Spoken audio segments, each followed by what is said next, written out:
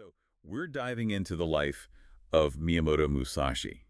And get this, he wasn't just like some legendary samurai. hmm This guy, he was a philosopher, strategist.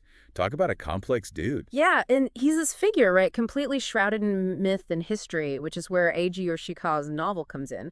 We're really going deep into excerpts of his book to try and, like, uncover the man behind the legend. Exactly, that's the mission here. We're using Yoshikawa's perspective to really grasp Musashi's struggles, his contradictions, and maybe centuries later, even learn a thing or two ourselves. It's important to remember, though, that Yoshikawa, he took some creative liberties. I mean, while Musashi was definitely a real person, the book blends, fact and fiction to paint a picture of this world. Okay, so picture this.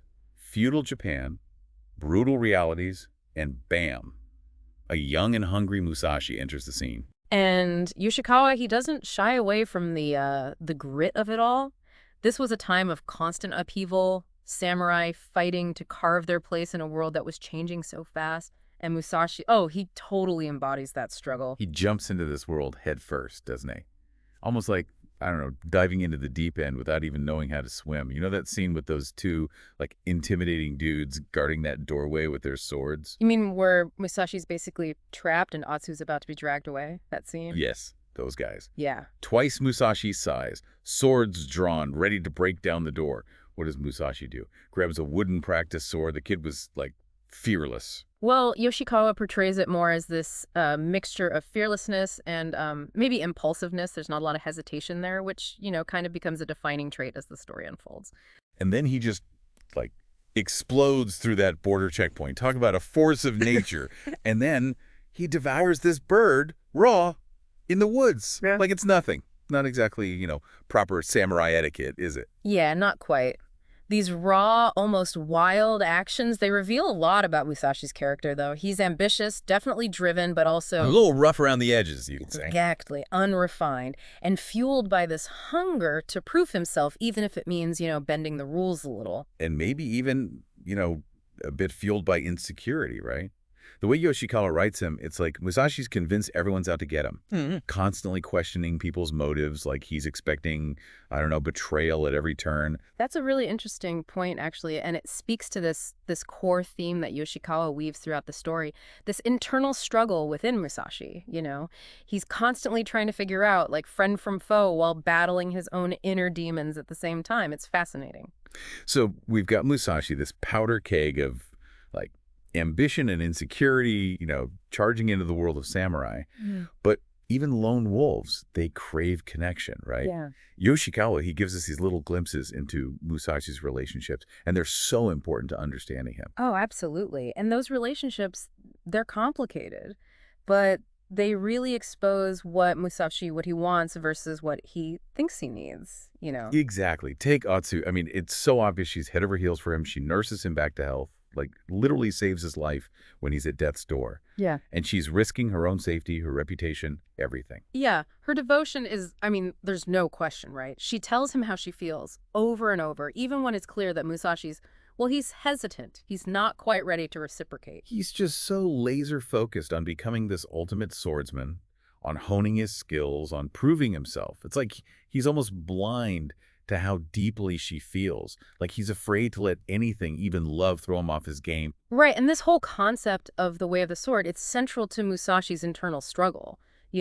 It's more than just like how to use a sword. It's a whole philosophy, a code. Yeah. And Musashi, at this point, he interprets it as demanding, total dedication. So he pushes her away to protect himself, to avoid that vulnerability, the risk that comes with actually letting someone in. Exactly. He tries to compartmentalize, keep his emotions totally separate from his pursuit of mastery.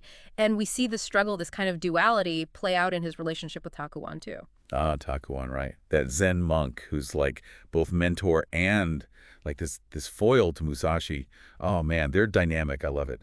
Constantly challenging each other, pushing each other's buttons. It really is electric. It's got this energy, this humor, and this really deep philosophical divide all at the same time. Remember that scene where Musashi, he actually vows to like tie Takuan to a tree someday and like give him a piece of his mind about the quote unquote true way of life? Yeah. The audacity. It's hilarious. But on a deeper level, it shows this fundamental difference in how they see the world, Takuan.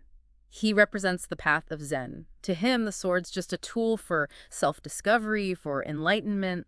Musashi, well, he's still convinced that the way of the sword, that's the higher path. He sees them as, like, totally separate things. Which is interesting because they both emphasize discipline, Yeah. self-mastery, understanding your place in the world.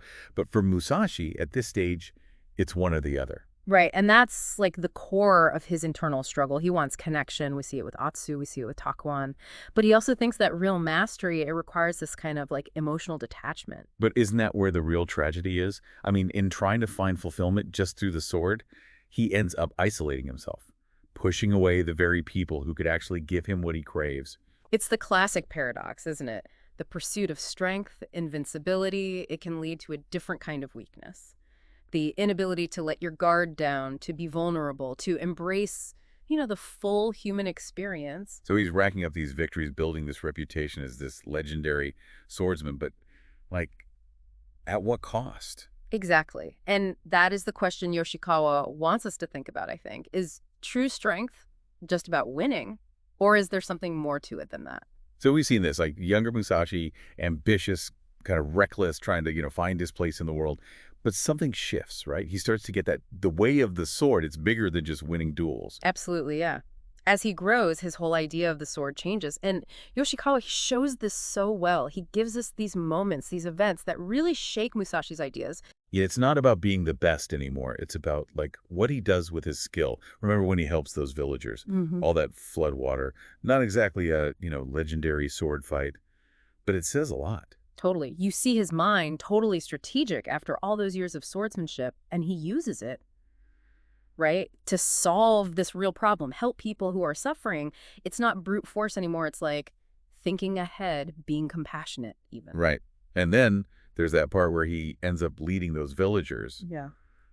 against those bandits, remember? I mean, he could have taken them down easy with his swords, but He picks up a lance, which honestly makes more sense in that situation. Okay. And it means the villagers can fight too. That's a huge shift for Musashi. It's not about his own glory anymore. It's about, protecting people, working together. like he's becoming a leader, not just a fighter. Exactly. And that leadership thing, using your strength for something bigger than yourself.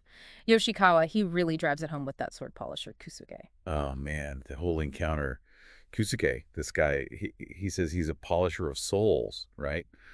But then he won't even touch Musashi's sword. Who Yeah. does that? It's such a key moment because Kusuke, he sees right through Musashi's like outward confidence. He senses this lingering ego, this need for validation through fighting.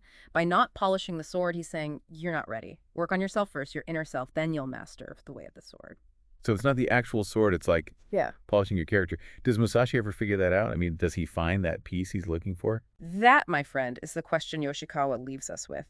The ending, especially with Atsu, it's open-ended. We see Musashi changing, growing more aware, but we don't get a neat little bow on it. Did he find total peace? Resolve all those inner battles? We don't know. So no happily ever after, huh? But it's more like, how life actually is. We're all works in progress. Exactly. And that's what makes Yoshikawa's work so powerful.